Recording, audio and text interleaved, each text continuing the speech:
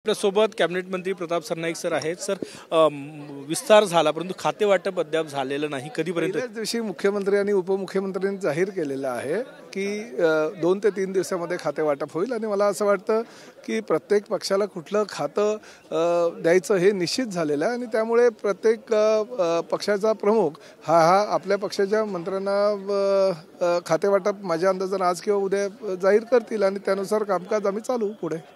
तिढा आहे का खात्यांमध्ये? बिलकुल नाही.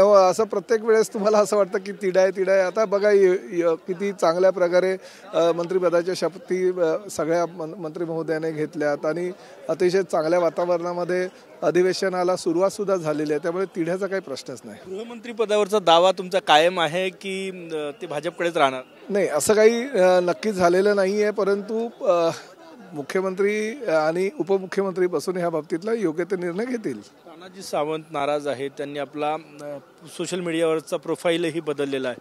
नाही बघा, मी सुद्धा ह्या विधानसभेमध्ये 4थ्यांदा आमदार म्हणून निवडून आलो. 3ऱ्यांदा जेव्हा आमदार झालो तेव्हा माझ्याही अपेक्षा होत्या की मलाही मंत्रिपद मिळायला हवं होतं, परंतु काही पक्षाला अडचणी असतात आणि त्या अडचणीवर मात करून पक्षाच्या प्रमुखाला मार्ग काढावा लागतो. त्यामुळे आम्ही आनंदी होतो की ठीक आहे, मुख्यमंत्री एकनाथ शिंदे झालेले आहेत, आम्ही मुख्यमंत्री म्हणून वावरत होतो. 3 टर्म कशा निघून गेल्या कळलं नाही आणि 4थी टर्मला आम्हाला न मागता हे मंत्रिपद मिळालं आहे.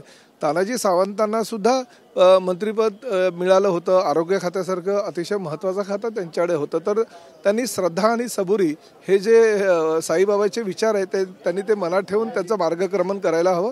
आणि एकनाथ शिंदे असे नेते आहेत की ते देणारे आहेत, ते घेणारे नाही आहेत. त्यामुळे निश्चितपणे योग्य वेळी योग्य निर्णय ते घेतात आणि योग्य माणसाला चांगलं जबाबदारी ते देतात. आणि हा आजपर्यंतचा त्यांचा इतिहास आहे. 30 वर्ष आज मी त्यांच्याबरोबर काम करतोय. प्रश्न आज जाहीर, कारण की 2 दिवस म्हटले होते मुख्यमंत्री रविवारी, आजचा मंगळवार आहे, 2 दिवस झालेले आहे. आज जाहीर होईल खाते? माझ्या अंदाजानं आज किंवा उद्या जाहीर होईल याची मला खात्री आहे. कॅमेरामॅन सचिन सयामसह गजानन नुमाटे, TV9 मराठी, नागपूर.